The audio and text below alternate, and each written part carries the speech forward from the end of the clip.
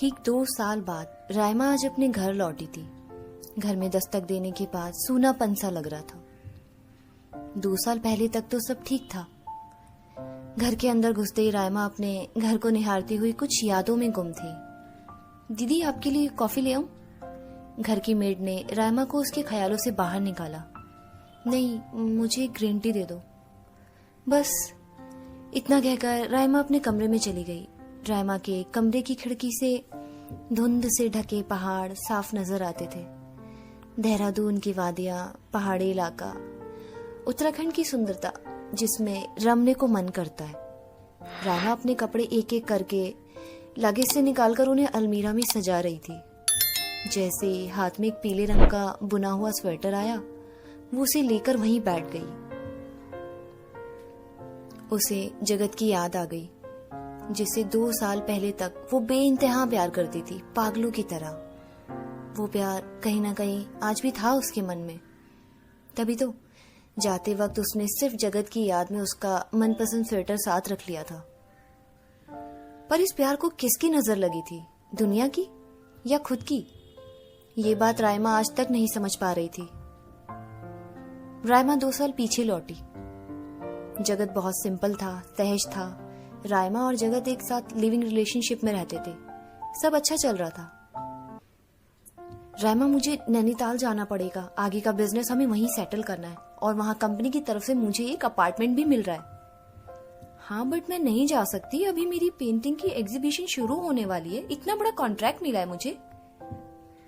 रायू, क्या ये एग्जीबिशन हमारे रिलेशन से भी ज्यादा इम्पोर्टेंट है? जगत प्लीज वापस शुरू मत हो जाओ यार, मेरा ड्रीम है ये। आई नो, बट 2 साल हो गया हमें साथ, अब सेटल होना है, शादी करनी है, एक प्यारी सी फैमिली चाहिए मुझे तुमसे। जगत, मेरा मूड खराब है, प्लीज अभी ये सब बात मत करो। इतना कहकर रायमा जनवरी की ठंड में घर से बाहर गार्डन की तरफ चली गई। जगत वही खिड़की से बाहर जाती हुई रायमा को देख रहा था।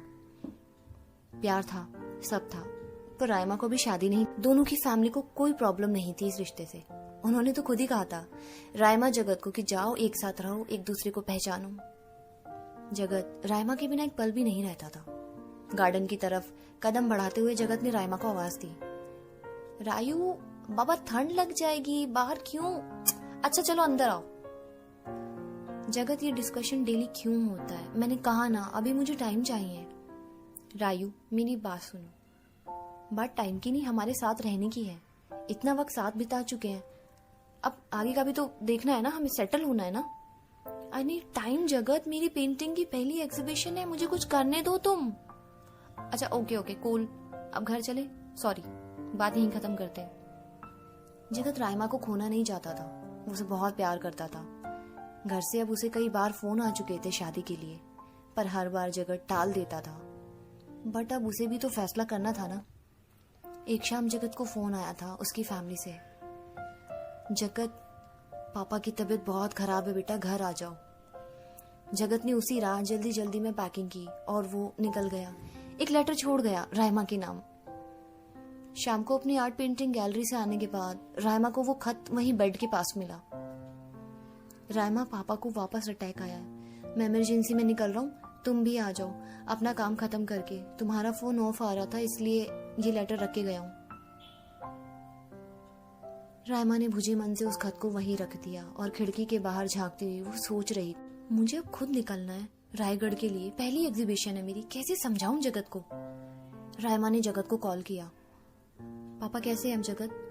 ठीक है, बस वही राग लगा रखा है, शादी कर लूं, पोते पोते का मुंह दिखा दूं। तुम आ रही हो ना यार रायमा, मुझे तुम्हारी जरूरत है। रायमा खामोश हो गई थी। फिर कुछ देर बाद उसने भी जगत से कह दिया, सॉरी जगत, मैं नहीं आ सकती, एग्जीबिशन स्टार्ट हो रहा है, रायगढ़ में जाना मेरा बहुत जरूरी है, मुझे वहां भी टाइम लग सकता है। रायमा, तुम कैसे जा सकती हो? अभी पापा को मेरी नीड है यहाँ, हमें शादी करनी है। शादी शादी शादी? जगत, मुझे कोई शादी नहीं करनी, मुझे अपना करियर बनाना है, अपना नाम दुनिया को बताना है। ठीक है रायमा, पर एक बात कहूंगा, तुम ऐसी नहीं थी। उसके बाद कभी भी जगत ने रायमा को ना कॉल किया, ना मैसेज, और ना सोशल मीडिया पर कोई कांटेक्ट किया। दीदी ग्रीन टी? रायमा अपने ख्यालों से बाहर आई, आंखें भीगी हुई थी। पता ही नहीं था आने में इतना टाइम लग जाएगा। अगली सुबह राइमा घर के बाहर गार्डन में बैठकर सुनहरे पहाड़ों को देख रही थी। वो आजाद पंछी जो आसमान में अपनी मर्जी से कहीं भी पंख फैला रहे थे। नीलू, अंदर से मेरा वो ब्लैक जैकेट लाना।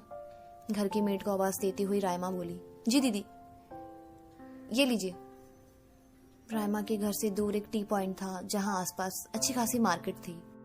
राइमा अपनी बाहों को सहलाती हुई अपने आप को ठंड से बचा रही थी।